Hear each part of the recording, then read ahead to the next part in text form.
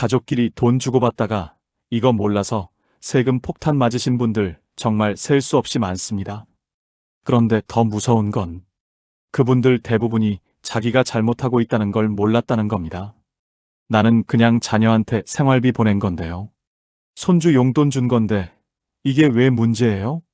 이렇게 말씀하시는데 국세청 입장에서는 그 말로는 증여가 아니라 정당한 돈을 줬다는 증거가 안 됩니다. 증거가 없으면 내라는 대로 세금을 내셔야 됩니다. 지금 이 순간에도요. 여러분이 자녀한테 보낸 그 돈, 손주한테 보낸 그 돈이 5년 뒤, 10년 뒤에 세금 폭탄으로 돌아올 수 있습니다. 그 이유는 국세청은 평소에는 가만히 있다가 어느 날 갑자기 내 통장을 뒤지기 시작합니다. 조사가 시작되면 과거 10년치 내역을 다 털어냅니다. 그리고 그때 가서 이 돈 뭐예요? 물어봤을 때 대답을 못하시면 그게 전부 증여로 잡힙니다. 요즘 인터넷에 이런 글들 정말 많이 보셨을 거예요. 1,000만 원 이상 이체하면 국세청에 바로 통보된다던데? 가족한테 돈 보내면 무조건 세금 나온다던데? 그래서 어떤 분들은 자녀한테 900만 원씩 나눠서 보내시고 어떤 분들은 아예 현금으로만 주시려고 합니다. 그런데 더 큰 문제는요. 이렇게 겁먹고 계시는 분들 중에 정작 진짜 위험한 걸 모르시는 분들이 너무 많다는 겁니다. 지금 1,000만 원 보내는 게 문제가 아닙니다. 지금은 아무 일도 일어나지 않으니까요. 진짜 문제는 5년 뒤, 10년 뒤에 생깁니다. 자녀가 결혼해 집을 사거나 부모님이 돌아가셨을 때 큰 돈이 들어오거나 나가게 되는 상황이 발생하면 이때 과거를 쭉 뒤지는데 그때 증명을 못하시면 끝입니다. 그때 그 돈 뭐였어요? 이 질문에 답을 못하시면 몇 천만 원, 심하면 억 단위 세금이 나올 수 있습니다. 그런데 더 억울한 건요. 이걸 막는 방법이 있습니다. 어렵지도 않아요. 그런데 그걸 모르셔서 안 해서 나중에 세금 내시는 거예요. 오늘 영상에서는 5가지를 정확하게 알려드리겠습니다. 그 전에 구독과 좋아요 눌러주세요. 첫 번째, 1,000만 원 통보설이 진짜인지 가짜인지 진실은 뭔지. 두 번째, 국세청이 내 통장을 열어보는 정확한 시점이 언제인지. 세 번째, 지금 이 방법으로 하시면 100% 세금 나오는 위험한 방법 3가지. 네 번째, 가족한테 돈 보낼 때 증거를 남기는 구체적인 방법. 5번째, 세금 한 푼도 안 내고 줄 수 있는 정확한 한도. 이 5가지를 끝까지 보시면 앞으로 돈 보내실 때 뭘 어떻게 해야 되는지 정확하게 아실 수 있습니다. 하지만 중간에 끊으시면 안 됩니다. 특히 3번째 부분, 위험한 방법 3가지를 못 보시면요. 지금 이 순간에도 하고 계실 수 있는 그 방법이 나중에 세금 폭탄으로 터집니다. 그때는 손 쓸 방법이 없습니다. 그래서 오늘 영상을 처음부터 끝까지 다 보셔야 됩니다. 안 그러면 나중에 정말 후회하십니다. 그럼 지금부터 시작하겠습니다. 자, 그럼 가장 많이들 오해하시는 부분부터 확실하게 짚고 넘어가겠습니다. 계좌이체로 1,000만 원 이상 보내면 국세청에 자동으로 통보된다. 이런 말 들어보신 적 있으시죠? 그래서 우리 어르신들 중에서 자녀한테 1,000만 원 보내야 되는데 900만 원씩 나눠서 보내시는 분들도 계시고요. 아예 무서워서 현금으로 직접 전달하시는 분들도 계세요. 그런데 이게 사실일까요? 결론부터 말씀드리면 반은 맞고 반은 틀립니다. 정확하게 설명해 드리겠습니다. 국세청에 자동으로 통보되는 게 있긴 있습니다. 그런데 그게 계좌이체가 아니에요. 현금 거래입니다. ATM기에서 현금을 1,000만 원 이상 뽑거나 반대로 1,000만 원 이상 현금을 입금할 때 이때 금융정보분석원이라는 곳에 자동으로 보고가 들어가는 겁니다. 이걸 고액현금거래보고라고 해요. 이건 특정 금융거래 정보의 보고 및 이용 등에 관한 법률, 줄여서 정한 겁니다. 금융회사는 1,000만 원 이상 현금 거래가 발생하면 금융정보분석원에 의무적으로 보고하도록 되어 있어요. 그러니까 계좌에서 계좌로 이체하는 건 금액이 아무리 커도 이 자동 통보 대상이 아닙니다. 제가 다시 한번 강조해서 말씀드릴게요. 자녀한테 2,000만 원 이체했다고요? 자동 통보 안 됩니다. 손주한테 500만 원 이체했다고요? 역시 자동 통보 안 됩니다. 배우자한테 5,000만 원 이체했다고요? 이것도 자동 통보 대상 아닙니다. 계좌이체는 금액이 얼마든 간에 그 자체로는 국세청에 바로 알려지지 않아요. 그러면 이런 의문이 드실 수 있어요. 아니, 그러면 국세청은 내 통장을 안 보는 거야? 네, 평소에는 안 봅니다. 못 봐요. 왜냐하면요. 개인의 금융정보는 개인정보보호법에 따라 보호 대상이거든요. 국세청이라고 해서 아무 때나 마음대로 국민 통장을 열어볼 수 있는 게 아닙니다. 금융정보를 조회하려면 국세기본법 제81조 23에 따라 정당한 사유가 있어야 하고요. 세무조사를 하려고 해도 상급기관의 승인을 받아야 돼요. 그러니까 국세청 직원이 출근해서 오늘은 김모 씨 통장 한번 볼까? 이렇게 하는 거 아니라는 겁니다. 여기까지 들으시면 이제 좀 안심이 되실 거예요. 국세청이 24시간 내 통장 감시하고 있는 거 아니구나. 1,000만 원 보냈다고 바로 연락 오는 거 아니구나. 그런데요, 여기서 끝이 아닙니다. 국세청이 평소에는 안 보는 거 맞아요. 그런데 특정 상황이 발생하면요. 그때는 과거를 쭉 되돌아보면서 조사를 합니다. 그러면 그 특정 상황이 도대체 뭐냐? 이게 정말 중요한 부분입니다. 국세청이 내 통장을 들여다보는 순간은 바로 특별한 이벤트가 발생했을 때입니다. 그 특별한 순간이 뭔지 5가지를 알려드릴게요. 이거 꼭 기억해 두셔야 합니다. 첫 번째, 부모님이 돌아가셨을 때입니다. 이게 제일 많이 발생하는 경우예요. 부모님이 돌아가시면 상속세 및 증여세법에 따라 상속세 신고를 하게 되잖아요. 신고 기한은 상속 개시일이 속하는 달의 말일부터 6개월 이내입니다.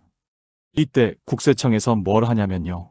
돌아가신 분의 통장, 그리고 상속받는 자녀들의 통장을 과거 10년치까지 전부 다 열어봅니다. 10년이요? 네, 10년입니다.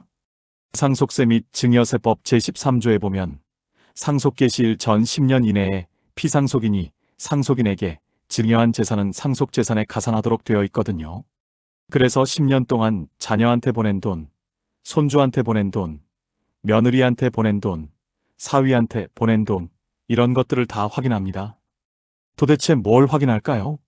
미리 증여한 돈이 있는 건 아닌지, 상속세 피하려고 미리미리 나눠준 돈이 있는 건 아닌지, 이걸 확인합니다. 실제로 이런 경우가 있습니다. 아버지가 돌아가셔서 상속세 신고를 했어요. 그런데 국세청에서 조사를 하다 보니까 7년 전에 아들한테 5천만 원 보낸 게 나온 거예요. 아들은 그때 아버지한테 빌린 돈이에요 라고 했는데요. 증거가 없어요. 차용증도 없고 이자 낸 기록도 없고 갚은 기록도 없어요. 결국 어떻게 됐겠어요? 그 5천만 원이 증여로 잡혀서 상속재산에 합산됐고요. 추가로 세금을 내야 했습니다. 이게 7년 전 일이에요. 7년 전에 보낸 돈 때문에 지금 세금을 더 내는 겁니다. 두 번째, 부동산이나 고액 재산을 살 때입니다. 자녀가 집을 샀어요. 그런데 이 자녀가 사회초년생이라 월급이 300만 원밖에 안 돼요. 그런데 갑자기 5억짜리 아파트를 샀다고 하면 국세청에서 어떻게 생각할까요? 이 사람 월급으로는 이 집 절대 못 샀는데 돈이 어디서 났지?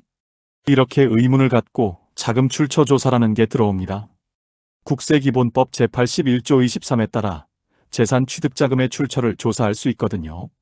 그리고 이 사람 통장을 3년 전, 5년 전까지 쭉 조사해 봅니다. 그때 부모님한테 받은 돈이 있으면 이거 증여 아니에요? 이렇게 되는 겁니다.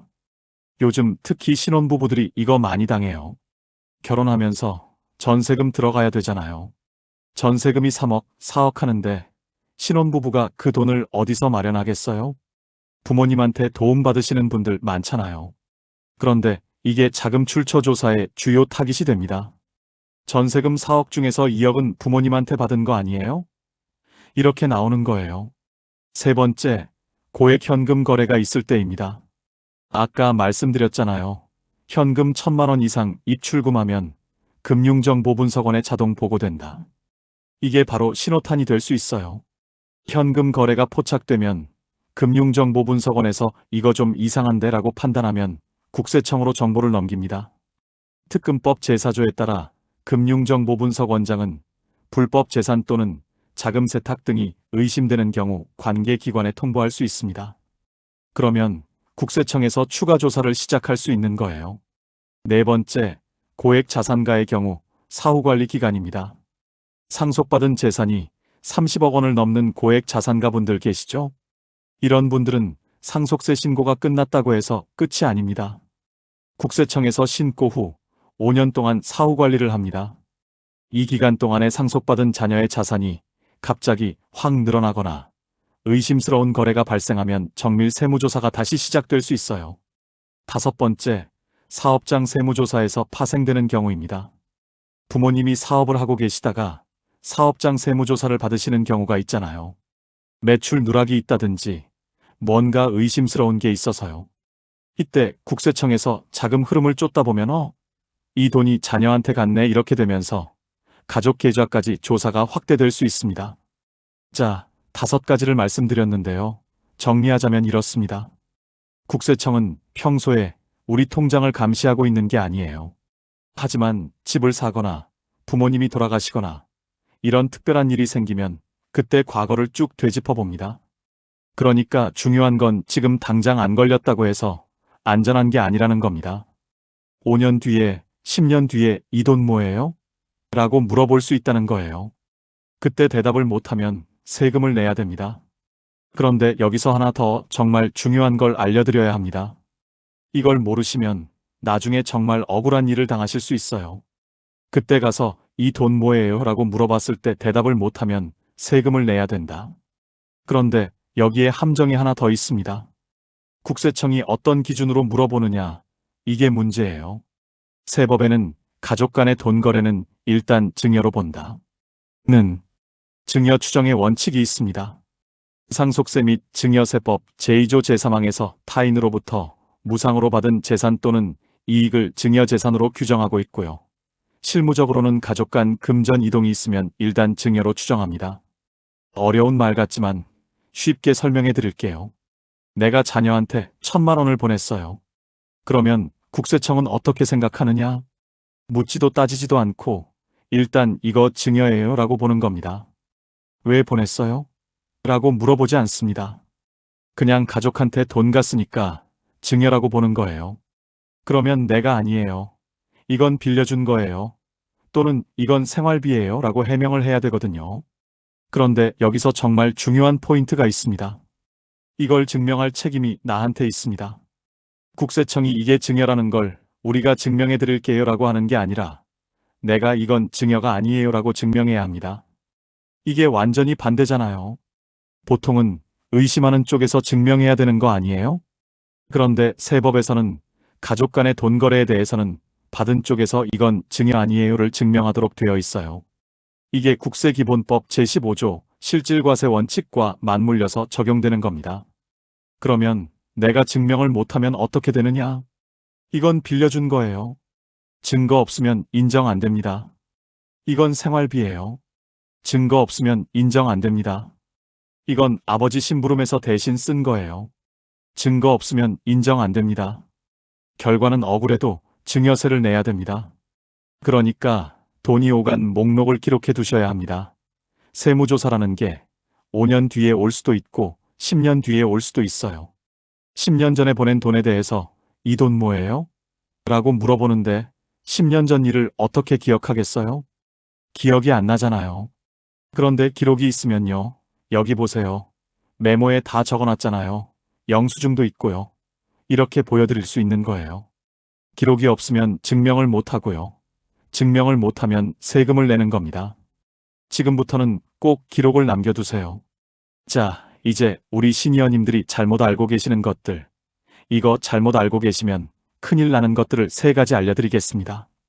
첫 번째 오해, 차용증만 쓰면 안전하다. 자녀한테 목돈을 빌려줄 때 차용증 쓰시는 분들 계시죠? 전세금 빌려줄 때, 사업자금 빌려줄 때 차용증 썼으니까 이건 빌려준 거야. 증여 아니야. 이렇게 생각하시는 분들 많으세요.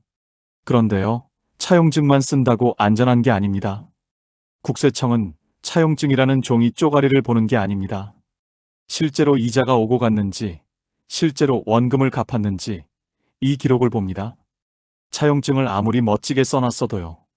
이자를 한 번도 안 받았고 원금도 하나도 안 갚았으면요. 국세청에서 뭐라고 하겠어요? 이거 그냥 증여 아니에요?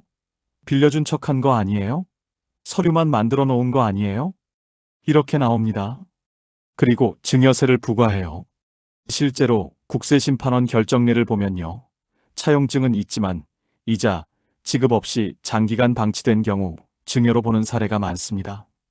예를 들어 2019년 국세심판원 결정에서는 차용증이 있더라도 이자, 지급이나 상환 실적이 없으면 증여로 추정된다고 판단했어요. 그러니까 차용증은 시작일 뿐이에요. 진짜 중요한 건 실제로 이자를 주고받고 원금을 갚아나가는 기록을 남기는 겁니다. 이게 없으면 차용증은 그냥 휴지 조각이에요. 참고로 말씀드리면요.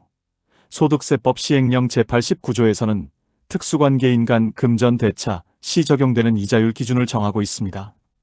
2026년 현재 기준으로는 연 4.6%가 적정 이자율로 제시되고 있어요. 이보다 낮거나 이자를 아예 안 받으면 그 차액만큼을 증여로 볼 수 있다는 겁니다. 두 번째 오해는 자녀 이름으로 통장 만들어서 내가 관리하면 된다. 이거 하시는 분들 정말 많으세요. 자녀 명의로 통장을 만들고 거기에 내 돈을 넣어요. 그리고 내가 주식 투자도 하고 예금도 들고 이렇게 관리하는 거예요. 어차피 내 돈인데 자녀 이름으로 해두면 나중에 세금 없이 넘겨줄 수 있지 않을까? 이렇게 생각하시는 거죠. 그런데요, 이게 가장 위험한 겁니다. 이걸 뭐라고 하냐면요. 차명계좌 또는 명의신탁이라고 합니다. 내 돈인데 남의 이름으로 통장을 만들어서 관리하는 거죠. 이거 걸리면 원금만 세금 내는 게 아닙니다. 원금에다가 불어난 수익까지 전부 다 합쳐서 증여세가 부과됩니다. 예를 들어 볼게요. 자녀명의 통장에 5천만 원 넣어놨어요. 그걸로 주식 투자를 해서 5년 뒤에 1억이 됐어요. 5천만 원이 1억이 된 거예요. 그러면 증여세가 얼마에 붙느냐? 5천만 원에 붙는 게 아니에요. 1억 원 전체에 붙습니다.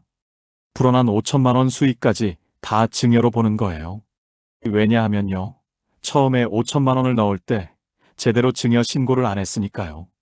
그 돈은 계속 부모 돈인 거예요. 부모 돈으로 번 수익이니까 그것도 부모 돈이고요.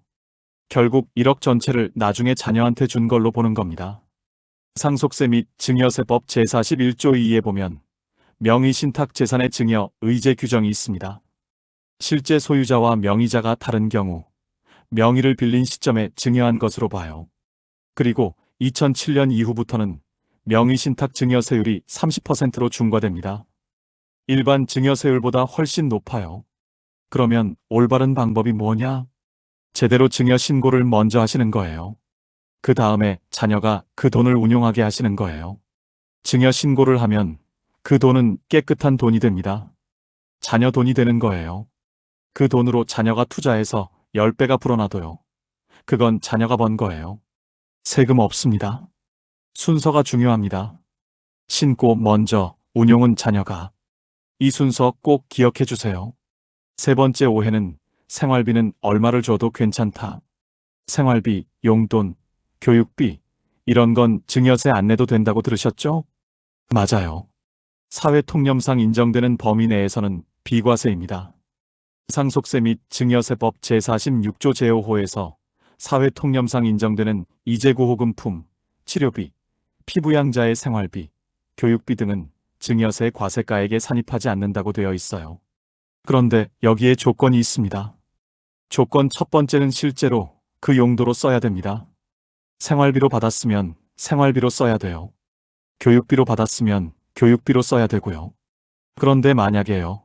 생활비로 받아놓고 안 쓰고 모았어요. 그래서 그 돈으로 주식을 샀어요. 또는 부동산을 샀어요. 그러면 그건 생활비가 아니에요. 그건 증여입니다. 증여세 내야 됩니다. 실제로 이런 경우가 있어요. 손주한테 용돈을 보내줬는데요. 손주가 착하게 그걸 안 쓰고 모았어요. 몇 년 모으니까 제법 목돈이 됐어요. 그래서 그 돈으로 주식을 샀어요. 그랬더니 나중에 자금 출처 조사가 나왔을 때 이 돈 어디서 났어요? 라고 물어보는 거예요. 할머니한테 받은 용돈이에요. 그랬더니요. 용돈은 쓰라고 주는 거지 모아서 주식 사라고 주는 게 아니잖아요. 이건 증여예요. 이렇게 된 거예요. 조건 두 번째는 받는 사람이 경제적 능력이 없어야 됩니다. 생활비 비과세라는 게 뭐냐면 스스로 돈을 벌 수 없는 사람한테 생활할 수 있게 도와주는 돈은 세금 안 매기겠다는 거예요. 그러니까 소득이 없는 자녀, 아직 어린 손주, 이런 피부양자한테 주는 건 괜찮아요. 그런데 자녀가 이미 직장 다니고 있고 월급 잘 받고 있는데 거기에 생활비야 하면서 매달 500만 원씩 보내면요.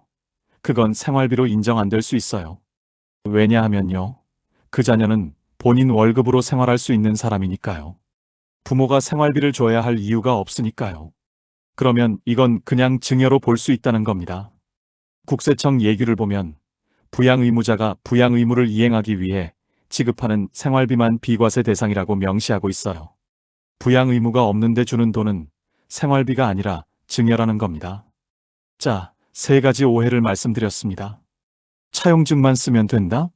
아닙니다. 실제 이자 기록이 있어야 됩니다. 자녀 명의로 통장 만들어서 내가 관리하면 된다? 아닙니다. 원금 플러스 수익 전체 세금 나옵니다. 생활비는 얼마를 줘도 된다? 아닙니다.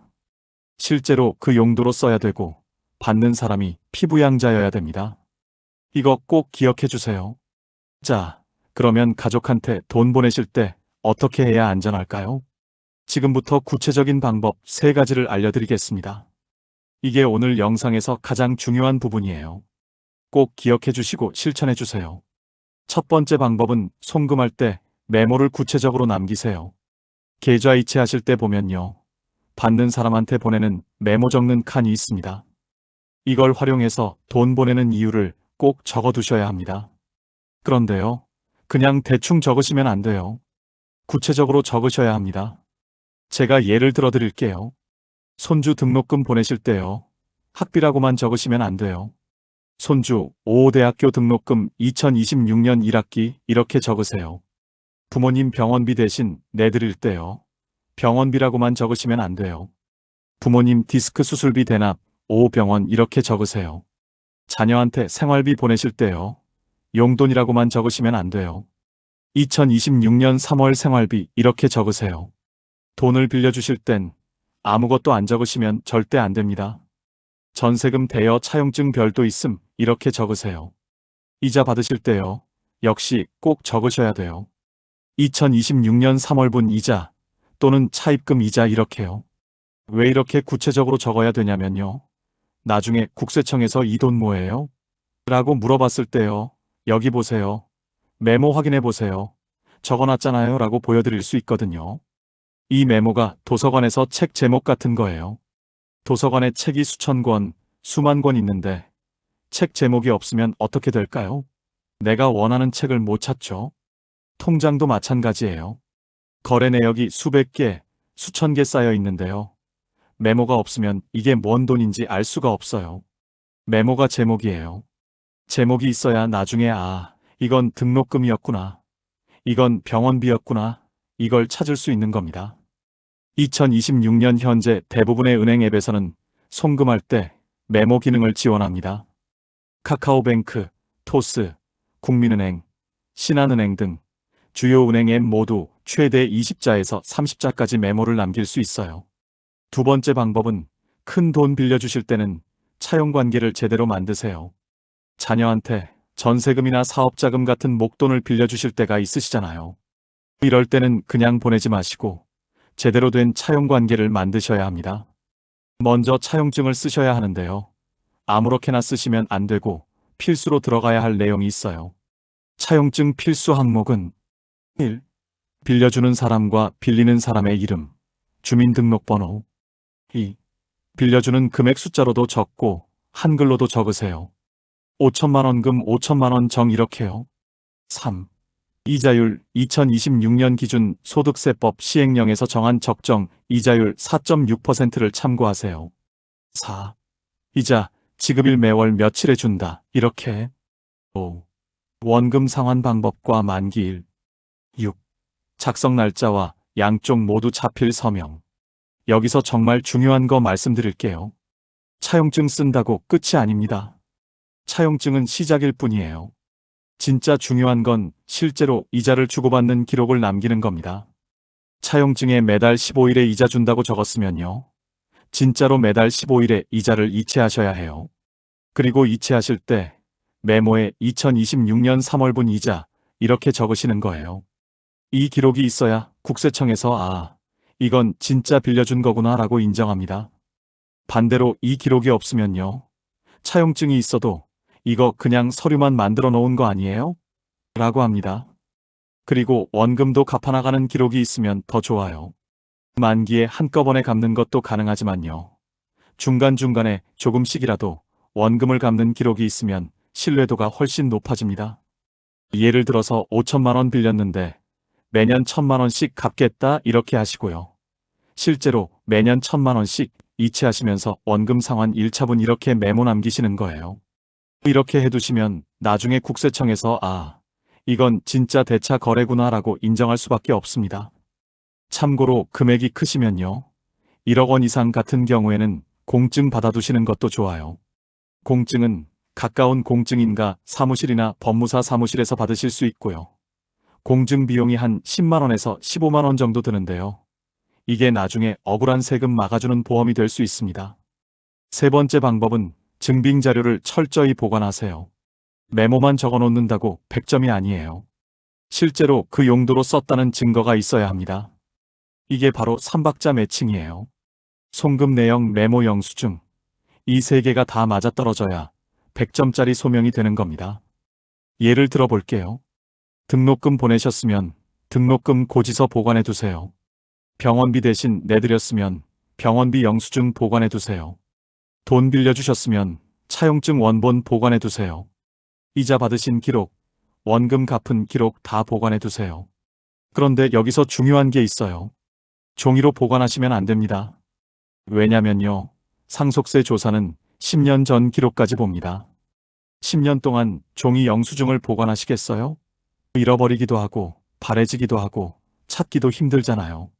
그래서 디지털로 보관하셔야 합니다. 방법은 간단해요. 스마트폰으로 사진 찍으시면 됩니다. 영수증 받으시면 바로 사진 찍으세요. 차용증 쓰셨으면 사진 찍어두세요. 그리고 그걸 클라우드에 올려두시는 거예요. 네이버 클라우드, 구글 포토, 카카오톡 나와의 채팅 이런 거 있잖아요. 거기에 폴더를 만드세요. 폴더 이름은요. 2026년 자녀 지원 내역, 2026년 차용 관련 이런 식으로 만드시면 돼요. 2026년 현재는 국세청 홈택스에서도 현금 영수증 조회 서비스를 제공하고 있어요. 병원비나 학원비 등을 현금 영수증으로 발급받으셨으면 홈택스에서 나중에 다시 출력하실 수도 있습니다. 이렇게 해두시면요. 나중에 세무조사가 와도 다 찾아서 보여드릴 수 있어요. 그리고 1년에 한 번씩 정리하는 습관을 들으시면 더 좋아요. 설날에 가족 모이시잖아요. 그때 1년에 한 번씩 올해 가족 간의 돈거래 정리해볼까 하시면서 정리해두시는 거예요. 자, 세 가지 방법 정리해드릴게요. 첫째, 송금할 때 메모 구체적으로 남기기. 둘째, 큰 돈 빌려줄 때 차용증 쓰고 이자 기록 남기기. 셋째, 영수증 사진 찍어서 클라우드에 보관하기. 이 세 가지만 하셔도 나중에 세무조사와도 당당하게 대응하실 수 있습니다. 여기까지 들으시면 아이고, 가족한테 돈 주는 것도 이렇게 복잡해? 하시면서 걱정되시는 분들 계실 거예요. 그런데요, 너무 걱정만 하실 필요는 없습니다. 세금 안 내도 되는 경우도 분명히 있거든요. 지금부터 어떤 경우에 세금 없이 줄 수 있는지 알려드릴게요. 첫 번째 생활비, 교육비, 의료비는 비과세입니다. 소득이 없는 자녀한테 생활비 보내주시는 거, 손주 학비 내주시는 거, 부모님 병원비 대신 내드리는 거, 이런 건 사회 통념상 인정되는 범위 내에서는 증여세가 없어요. 상속세 및 증여세법 제46조에서 명시하고 있습니다. 다만 조건이 있다는 거 기억하시죠? 실제로 그 용도로 써야 되고요. 받는 사람이 경제적 능력이 없는 피부양자여야 됩니다. 그리고 그 돈을 모아서 자산을 취득하면 안 돼요. 주식 사거나 부동산 사면 그건 증여가 되는 겁니다. 두 번째, 증여재산 공제 한도가 있습니다. 증여를 해도 일정 금액까지는 세금이 없습니다. 이걸 증여재산 공제라고 하는데요. 2026년 현재 기준으로 말씀드리겠습니다. 성인 자녀한테는 10년 동안 5천만 원까지 세금 없이 줄 수 있습니다. 미성년 자녀나 손주한테는 10년 동안 2천만 원까지 세금 없이 줄 수 있고요. 2024년부터 신설된 제도가 있습니다. 결혼자금으로 추가로 1억 원까지 더 줄 수 있게 됐어요. 이건 상속세 및 증여세법 제53조 2에 신설된 혼인출산증여재산 공제 규정입니다. 혼인신고일 전후 2년 이내에 증여하는 재산에 대해서 1억 원을 추가로 공제해 주는 거예요. 그러니까 자녀가 결혼하면 기존 5천만 원에 1억 원을 더해서 1억 5천만 원까지 세금 없이 줄 수 있는 거예요. 단, 이 혼인증여재산 공제는 평생 1회만 적용됩니다. 재혼할 때는 다시 받을 수 없어요. 여기서 중요한 건요. 이게 10년 단위라는 겁니다. 10년마다 리셋돼요. 그러니까 올해 성인 자녀한테 5천만 원 줬으면요. 10년 뒤인 2036년에 또 5천만 원 줄 수 있는 거예요. 계획적으로 활용하시면 합법적으로 꽤 많은 돈을 세금 없이 넘겨줄 수 있습니다. 예를 들어 볼게요. 자녀가 2026년에 결혼한다고 가정하면요. 혼인 공제 1억 원, 성인 자녀 공제 5천만 원, 합계 1억 5천만 원을 세금 없이 줄 수 있습니다. 그리고 10년 뒤인 2036년에 다시 5천만 원을 줄 수 있고요. 손주가 태어나면 손주한테도 10년에 2천만 원씩 따로 줄 수 있어요. 세 번째 공제 한도 내에서도 증여 신고를 권장합니다. 어차피 5천만 원까지는 세금 없는데 신고를 왜 해? 라고 생각하실 수 있어요. 그런데 신고를 해두시면 좋은 점이 있습니다. 신고를 하면요. 그 돈은 깨끗한 돈이 됩니다. 정식으로 자녀 돈이 되는 거예요. 그러면 그 돈으로 자녀가 투자를 해서 10배가 불어나도요. 그건 자녀가 번 거예요. 추가로 세금 없습니다. 반대로 신고를 안 하면요. 나중에 이 돈 어디서 났어요? 라고 물어봤을 때 소명해야 될 상황이 생길 수 있어요. 그러니까 공제 한도 내에서 주시더라도 신고해 두시는 게 마음 편합니다. 증여세 신고는 국세청 홈택스에서 온라인으로 하실 수 있어요. 2026년 현재 홈택스 신고납부 메뉴에서 증여세 신고 항목을 선택하시면 됩니다. 복잡하시면 세무서 방문해서 도움받으실 수도 있고요. 참고로 증여 신고 기한은요. 증여일로부터 3개월 이내입니다. 상속세 및 증여세법 제68조에서 정한 기한이에요. 돈 주시고 3개월 안에 세무서에 신고하시면 돼요. 그리고 또 하나, 2026년 현재 국세청에서는 모바일 증여세 신고 서비스도 제공하고 있습니다. 손택스 앱을 통해서 스마트폰으로도 간편하게 신고하실 수 있어요. 특히 5천만 원 이하 소액 증여의 경우 간편 신고 서비스를 이용하시면 10분 안에 신고가 끝납니다. 자, 정리해 드릴게요. 첫째, 생활비 교육비 의료비는 실제 용도로 쓰면 비과세. 둘째, 성인 자녀 5천만 원, 미성년 자녀 손주 2천만 원, 10년 단위로 공제. 셋째, 결혼하는 자녀에게는 추가로 1억 원 공제 평생 1회. 넷째, 공제 한도 내에서도 신고하면 깨끗한 돈이 됨. 이 범위 안에서는 세금 걱정 없이 주실 수 있습니다. 혹시 이 영상을 우리 시니어님들 뿐만 아니라 자녀분들, 손주분들도 같이 보고 계시다면 이 말씀을 꼭 드리고 싶습니다. 우리 부모님 세대는 본인 노후를 챙기시기보다는 자녀 키우고 내 집 마련하고 가족들 챙기느라 평생을 쓰신 분들이세요. 그래서 이런 금융제도, 세법, 비과세 혜택, 이런 건 알아볼 여유도 없으셨고 공부할 시간도 없으셨던 분들이 많으십니다. 이제는 우리가 부모님 노후를 대신 챙겨드려야 할 때가 아닐까 싶은데요. 부모님이 65세 이상이신데 이런 거 잘 모르신다면요. 엄마, 아빠 앞으로 저한테 돈 보내실 때 메모 꼭 남겨두세요. 제가 영수증 정리하는 거 도와드릴게요. 차용증 같은 거 써야 되면 제가 양식 만들어 드릴게요. 이렇게 한 번만 챙겨드리셔도요. 앞으로 5년, 10년 사이에 세금으로 날아갈 수 있는 100만 원, 300만 원, 어쩌면 1천만 원 이상을 지켜드리는 것과 똑같습니다. 비싼 선물 하나 사드리는 것보다요. 이 제도 하나 제대로 알려드리고 기록 정리 도와드리는 게 훨씬 현실적인 효도가 될 수 있지 않을까 싶습니다. 자, 오늘 내용 한 문장으로 정리해드리겠습니다. 가족끼리 계좌이체한다고 바로 세무조사 나오는 거 아닙니다. 하지만 기록 없이 보내면 나중에 억울한 세금 낼 수 있습니다. 오늘 핵심 3가지만 기억해 주세요. 첫째, 국세청은 평소에 감시 안 합니다. 집 사거나 상속이 생길 때 과거를 봅니다. 지금 안 걸렸다고 안전한 게 아니에요. 둘째, 가족 간도는 일단 증여로 추정됩니다. 이건 증여 아니에요 라고 증명할 책임은 나한테 있어요. 셋째, 메모 남기고 영수증 보관하고 빌려줄 땐 이자 기록 남기세요. 이게 나중에 내 돈을 지켜줍니다. 오늘부터 송금하실 때 메모 남기시는 습관 들여주세요. 영수증 받으시면 사진 찍어서 클라우드에 올려두세요. 큰 돈 빌려주실 땐 차용증 쓰시고 매달 이자 이체하시면서 기록 남기세요. 이것만 해두시면요. 5년 뒤, 10년 뒤에 세무조사가 와도 당당하게 여기 다 정리되어 있습니다 라고 말씀하실 수 있습니다. 2026년 현재 국세청 홈택스에서는 나의 금융거래 내역 조회 서비스도 제공하고 있어요. 본인 명의로 된 계좌들의 거래 내역을 한 번에 확인할 수 있으니까 1년에 한 번씩 출력해서 정리해 두시는 것도 좋은 방법입니다. 그리고 혹시 이미 과거에 기록 없이 보내신 돈이 있으시다면요. 지금이라도 늦지 않았습니다. 지금이라도 차용증을 작성하시고 이자를 소급해서 정리하시고 앞으로라도 제대로 된 기록을 남기시면 됩니다. 완벽하지 않아도 괜찮아요. 지금부터라도 시작하시는 게 중요합니다. 오늘 영상이 우리 어르신들 자산 지키시는데 실질적인 도움이 되셨으면 좋겠습니다. 주변에 1960년대생 가족이나 친구분이 계시다면 이 영상을 꼭 공유해 주세요.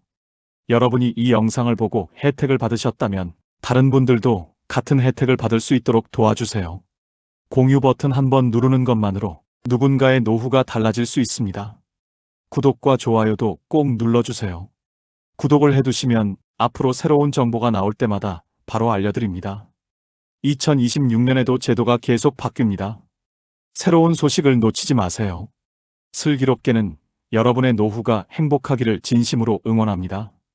평생 열심히 일하신 만큼 마땅히 받아야 할 혜택을 모두 받으시길 바랍니다.